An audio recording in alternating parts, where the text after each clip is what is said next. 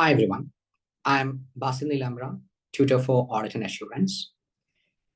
In this video, I'm going to debrief Section B, Substantive Procedures Related Questions from pre-September 2024 mock exam.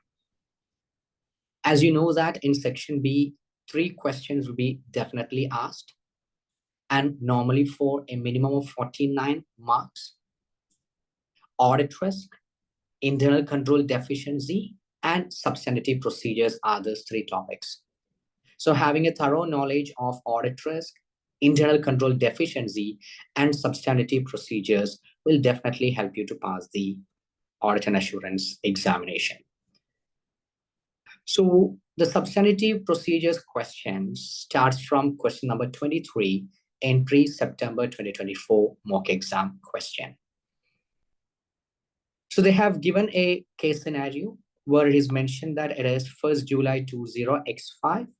You're an audit supervisor of Olympus and Company and responsible for audit of 3 clients for the year ended 31st May X5. The first client is Verdant Vision Company, where Verdant specializes in manufacturing equipment which can help reduce toxic emissions in production of chemicals. Verdant has a material receivable balance owing from its customers, Ecorise Company. Your team has reviewed the aging of this balance and found that no payments had been received from Ecorise for over 6 months, and Verdant would not allow this balance to be circularized. Circularization means external confirmation. So Verdant is not allowing to send an external confirmation letter or circularization letter to one of its customer, Ecorise Company. Instead, management has assured your team they will provide a written representation confirming that the balance is recoverable. Now, the first question, 23A, states that with respect to audit of Verdant Vision Company, discuss the appropriateness of written representation as a form of audit evidence. So the question is that, can you obtain a written representation confirming recoverability from a customer? Is it appropriate? Answer is pretty much simple, no. Written representation are not a primary source of evidence. It's a secondary source of evidence which supports certain audit evidence or confirm. It's not a primary source of evidence. The best way to confirm existence, rights and obligation, and valuation of a receivable is by sending an external confirmation or circularization. And the best audit procedure to confirm recoverability is by reviewing post-year-end cash received from the customer, Ecorise, to confirm recoverability. So definitely written representation is not an appropriate audit evidence to confirm recoverability. That's it. It's as simple as that. Now, as a matter of fact, written representation will be acceptable as an appropriate audit evidence if it is to confirm certain oral confirmation, like whether management has disclosed all fraud to the auditor, whether internal control deficiencies are communicated to auditor, etc. Those areas you can accept a written representation. Written representation can also be accepted in situation where management judgments are involved, like accounting policies are appropriate, accounting estimates are reasonable, provision is reasonable, useful life is reasonable, method of depreciation is reasonable, or going concern assumption is appropriate. All those areas where management judgments are involved, you can accept written representation provided other audit evidence are obtained. But to confirm recoverability of receivable, written representation is not at all an appropriate source of audit evidence. The second one, A2, describe additional audit procedure auditor should now perform in order to reach a conclusion on the balance to be included in financial statement. If you have attended my classes, we have done so many questions on this particular topic of receivables. In fact, we have learned 7 or 8 audit procedures regarding valuation of receivable and recoverability of receivable. I advise my students to go through my short notes on those matter. Anyway, I'm just picking out a few points. Since it's a 6-mark question, 3 mark for first question and 3 mark for second question, meaning you have to type 3 sentences. So the sentence would be: one, you have to pick out from the scenario. Discuss with management of Verdhan the rationale for refusing to send external circularization or confirmation to Echo Rice Company. To confirm recoverability, we have already discussed. Review post-year and cash received to confirm recoverability of Echo Rice Company's receivable balance. And the question very clearly says that the no payments had been received from Echo Rice for 6 months. So meaning it could be an irrecoverable debt. So discuss with management whether a provision for irrecoverable debt or write-off is required. The next question is regarding, with respect to audit of Curly's current company, describe audit procedure to be performed in respect of insurance claim. And this is not a simple question. It's a question related to the scenario. So you have to read what has actually happened in Curly's current company. Curly's current company procedure circuit board, which are sold to manufacturers of electrical equipment such as computers and mobile phones. One of the key materials used in production is copper wiring. In early May X5, the production was halted for a week at the production facility as a number of customers had returned goods claiming fault in circuit board. So the production was halted for a week at the factory. On inspection, it was found that the copper used in circuit board was corroded and therefore unsuitable for use. CC's business insurance covers company for specific occasion when business is interrupted. The finance director has informed you that a claim has been made on 28th May X5 for 5 million, which he has estimated to cover the period when production was halted. So if the production is halted, they will get insurance claim.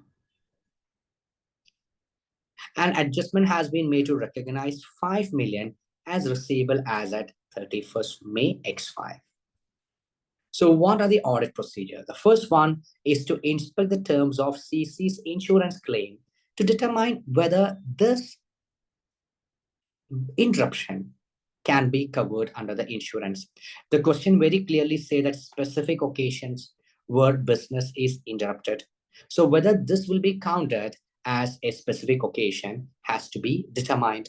So inspect the terms of CC's insurance policy to determine whether this production halt is covered under the insurance. Then review the insurance claim to confirm that amount claimed is 5 million and inquire management how they have determined the amount is 5 million. Auditor should also review production records to confirm the loss due to halt of production is actually 5 million. Review correspondence with insurance company to confirm if the claim will be approved by the insurance company. Discuss with management how they have determined if the claim is virtually certain as receivable is recognized. We have learned in IAS 37 provisions, contingent liability and contingent asset. To recognize a receivable, it should be virtually certain. So discuss with management how they have determined this insurance claim of 5 million is going to be virtually certain. Have they received any communication from insurance company approving the claim? Or if the claim is not virtually certain, I 37 says that it should be disclosed as a contingent asset. So request management to disclose insurance claim of 5 million as contingent assets in notes to financial statement if the claim is not virtually certain. You can also write any other relevant points which will fetch you marks. So it's a 6-mark question. So a 6 audit procedure should be mentioned. And don't forget, when you write the audit procedure, you have to write the audit procedure like inspect, review, etc. And you have to write a document or ledger account that you're going to verify, like insurance policy or insurance claim, etc. And you have to write why are you verifying that particular document or ledger.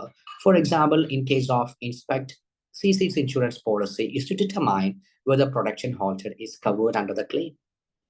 Or review insurance claim is to confirm the amount is 5 million. And review correspondence with insurance company. Why? To confirm if the claim is approved or is going to be approved by the insurance company. And whenever you write the word inquire management or discuss with management, you have to write what are you discussing.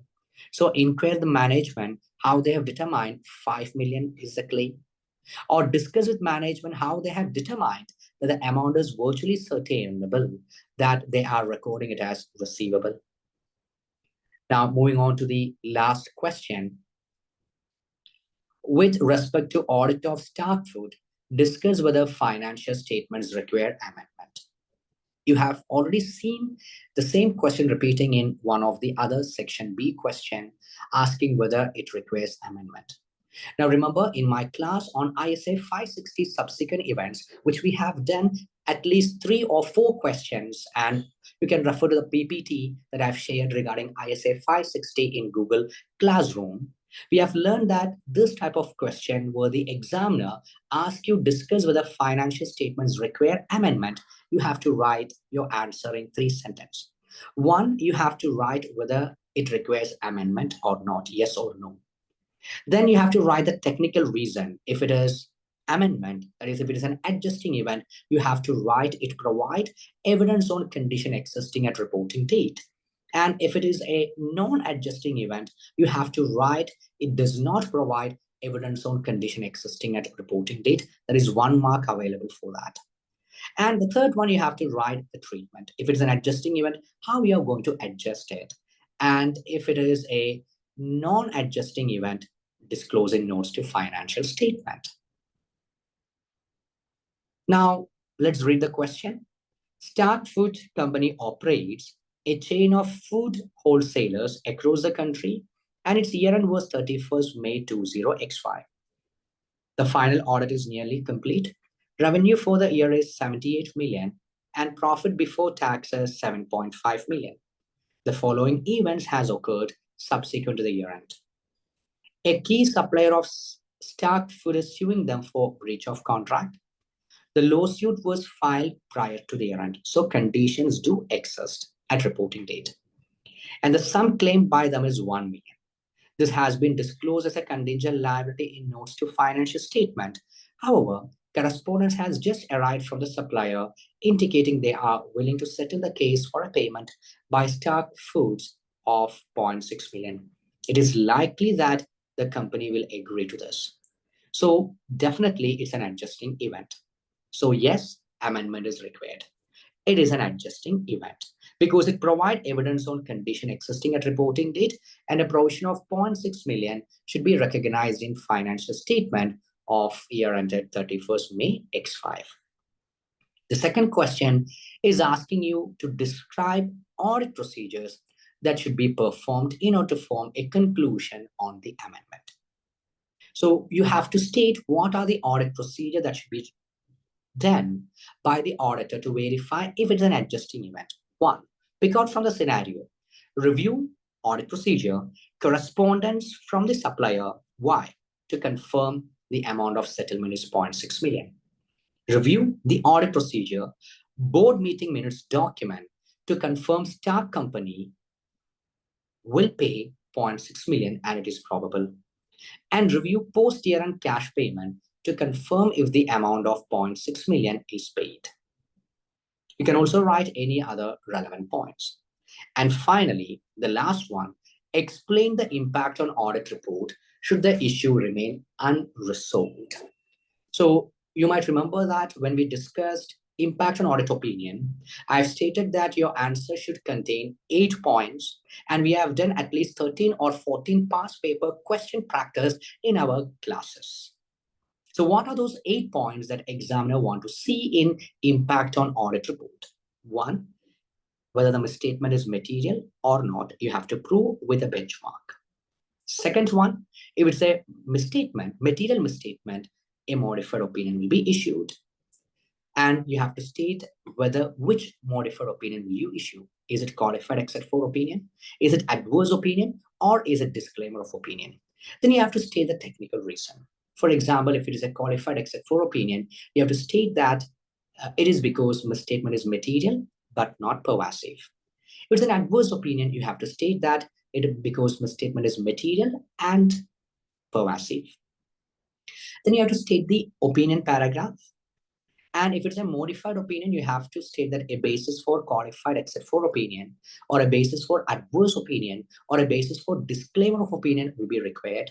And it will be shown below the opinion paragraph. And it will state the material misstatement in relation to dash and its effect on financial statement. We have done at least 13 or 14 past paper question practice regarding this. You can refer to that. Now, let's look into this particular scenario.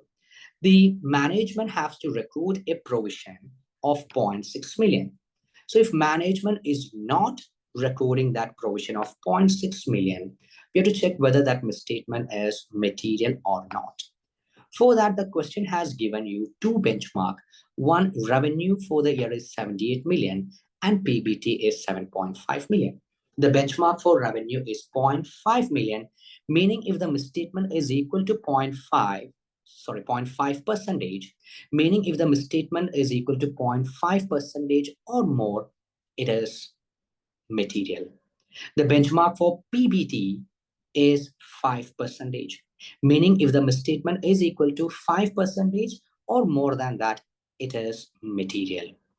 So not recording a provision of 0.6 million is material because it is 0.7 percentage of revenue and 8 percentage of PBT. I've shown here how I got 0.7, that is 0.6 million, the misstatement, divided by 78 into 100. Revenue percentage is 0.7 percentage, and PBT, the misstatement 0.6 million divided by PBT 7.5 in percentage is 8 percentage. So the revenue mistake materiality is 0.5 and PBT is 5 percentage. So it is, in both cases, it is more than that. So it is material. So a modified opinion will be issued. It will be a qualified except for opinion because misstatement is material but not pervasive. The opinion paragraph will be except for opinion. A basis for qualified except for opinion paragraph will be required. It will be placed below the opinion paragraph and it will state the material misstatement in relation to provision and its effect on financial statement. So I hope you have understood this. So thank you, everyone. All the best for your September 2024 exam. And don't forget to subscribe to this channel as I will be uploading more videos on FR, Audit and Assurance, and SBR mock exam debrief in future. So thank you. All the best for your ACCA exams in September 2024.